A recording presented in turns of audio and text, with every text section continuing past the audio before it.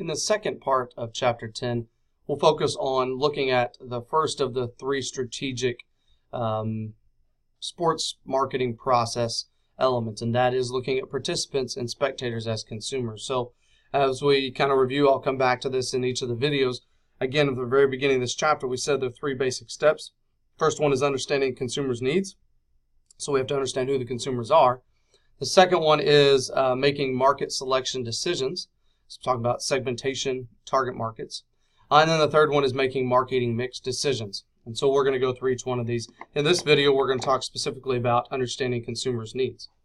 And so looking at the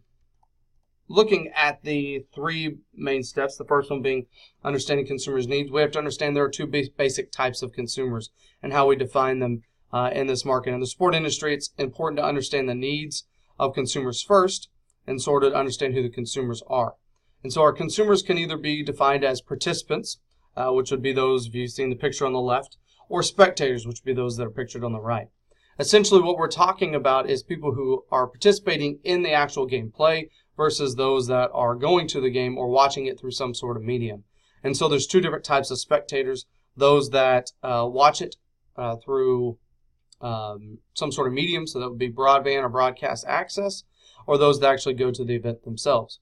The participants, though, would be those that are participating in a game. So pretty basic. One thing that there's a big common misconception is that there's a fan group, so to speak, that this is what we consider one of our consumers. A fan could be a participant or a consumer, and so we don't use that as a term, at least in the sports marketing realm.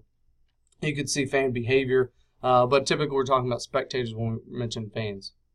And so if we look at it, how do we understand consumers? Let's first start with participants. So participants, way we really study any type of consumer is we look at a term called consumer behavior. If you're a marketing major, or maybe you're interested in marketing, there's a class, if you're a marketing major, you have to take. That's Consumer Behavior Marketing 355 here at SFA. But if you are just a student that is interested in marketing at all or understanding consumers, I'd suggest you try to take that class. Essentially what we're talking about when talking about consumer behavior is looking at the actions that are performed, and the most important part is this: when they're searching for, participating in, and evaluating the sports activities that consumers believe will satisfy their needs. So again, consumer behavior is not just about what they do when they buy the product. It's about how they go about finding out about the product. How do they go about purchasing that product? In our circumstance, let's say we are a sport participant. How do I go about deciding I want to participate in intramural sports? What information do I try to gather? Do I go online? Do I ask friends? Do I look at flyers around campus? The same is true for somebody who would want to enter a race. Boston Marathon is a good example. People from all over the world come to the Boston Marathon. Well, how do they hear about it? Well, how do they go about saying, you know what, the Boston Marathon is the one I want to go to? A lot of it is about searching for information about the race and those types of things. That's just the first step. Then it's the actual participation, the action of participating. How do they go about doing it? There are other types of co-branding that go along with it, so other types of products. And then finally, evaluating the activity. So post-purchase evaluation. Was this worthwhile, in other words? And so looking at consumption behavior, it goes from just learning about the activity, participating in it itself, and then evaluating whether or not it was a good experience or not. And then that would hopefully, if we've done our job as marketers, cause them to want to come back and participate again. So when we look at participants as consumers, we have to understand two basic things. Why do consumers choose to participate in any given sport? And the second one is, what are the benefits that the participation are there?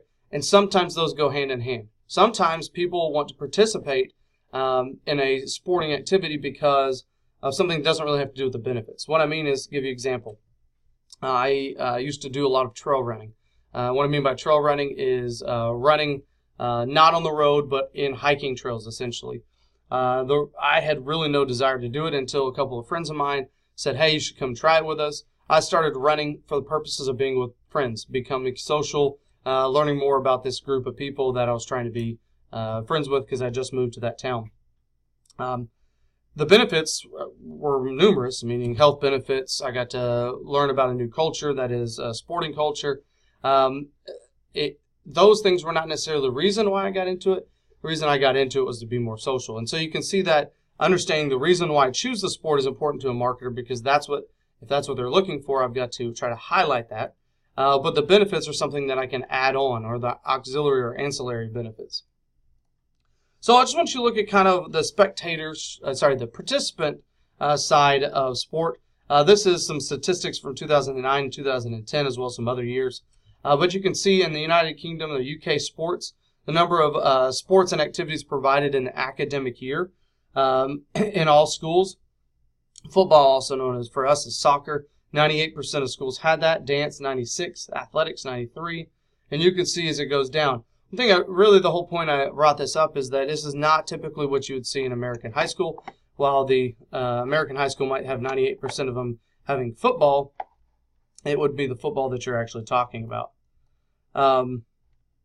Looking at this one, there we go. Australia. Australia by sport, you can see their most popular sports. This is a little old data, 2003, 2004, but still, nonetheless, you can kind of see the trends. Soccer, which is what we've seen. Cricket, basketball, netball, Australian rules football, volleyball, rugby league, and rugby union. And so it goes back to what we've been talking about all semester, looking at culture before we enter in that market, looking from a participant's standpoint. And so, what makes the difference? Why are countries so different? We just said it. It's about culture. Culture, if you want an actual definition, it's the values, beliefs, preferences, and tastes that are handed down from one generation to the next. In the United States, in every culture, you have some core values. For example, the U.S. or American core values, according to our current research, which some people may argue against, but nonetheless, there's 4 basic core values.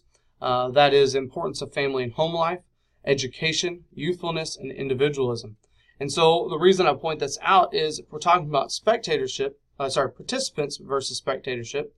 Participant, let's take youth sport as an example. Where might you see these 4 core values influence youth sport? Well, first one is importance of family and home life. And so creating an atmosphere where families and siblings can be accepted as well as be involved in the youth sport activities. So assistant coaches and coaches and parent involvement. And that's why we see such strong family ties in youth sports. We also look at education. If you look at the United States culture, education is something that's valued, as well as when we talk about sports. Sports need to be a part of that, at least arguably in most school districts. While you see some school districts starting to cut sport and extracurricular activities to kind of save money, it's still something that is in most schools. Youthfulness and individualism you can also see in those core values, where we value so much of individual athletes when we're looking at the star players out there. And so how do participants, so what factors that actually impact their participation decision? So essentially they go through a decision-making process from start to finish. There are 3 basic things that will impact a participant as they go forward. The first one is internal sources, the second one is external, and the third is situational. So looking at the internal factors, these are psychological factors. If you've ever taken a psychology or sociology class, we're looking at basically the internal thought processes which are shaped by our surrounding. But psychological or internal factors are those that are unique to each individual and guide their sport participant behavior. These are, most importantly, you can see underlined for us as marketers, it's about perceptions. It's also the personality traits and motivations. The reason I underline perception is this is typically one of the few things that we actually, as marketers, have the ability to influence. Through our marketing messages and our promotional tactics, we can impact consumers' perceptions of our brand.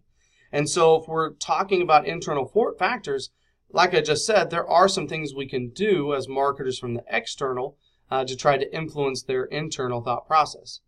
But if we're looking at external factors, those are essentially sociological factors, those that are from the outside, influencing and impacting the consumers or individuals participant and their decision-making process. So understanding external forces impacts how we can market our goods and our services to our consumers. And so, for example, let's see family is one of the core values. Family plays a large role in sport participation. For example, parent stability.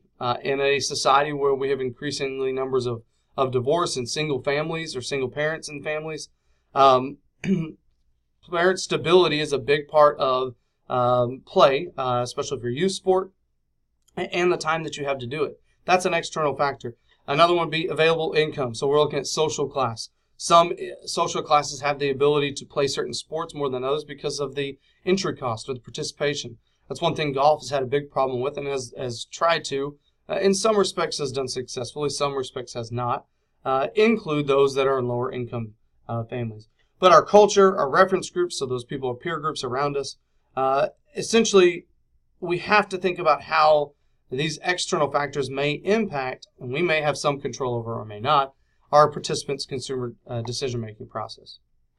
The third factor that impacts their decision-making process from a participant standpoint are situational, also known as temporary factors.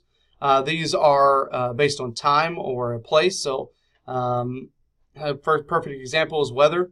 That affects our physical, if we're an outdoor sport, our ability to participate in that. A softball league. Well, if you can't play in mud, softball that is, and so it's hard for us in a lot of respects, if it's raining outside, to be able to play the game. That's a situational factor, something that will change over time, but it does, in fact, influence our decision-making process. The amount of time that we have, depending on the season and the time of year, those types of things.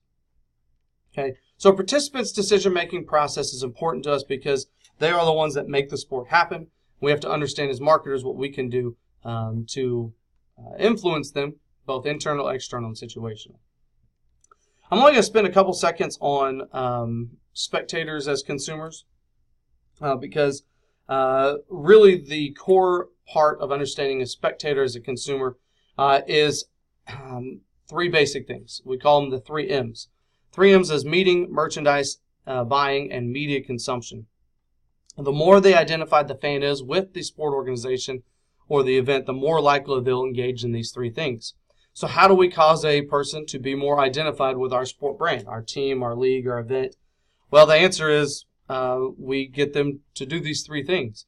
All 3 of these things are important to us as marketers because they're all supportive behaviors and are the primary revenue sources for the sport organization that we work for.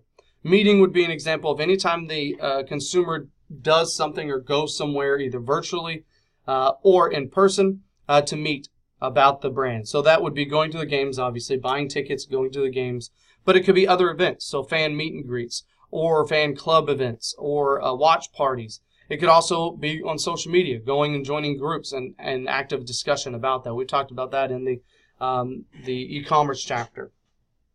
The second one is merchandise buying. So this would be our licensing revenue. As we talked about in the last video, licensing revenue for the IOC is relatively low, but for a lot of sport organizations, it's higher.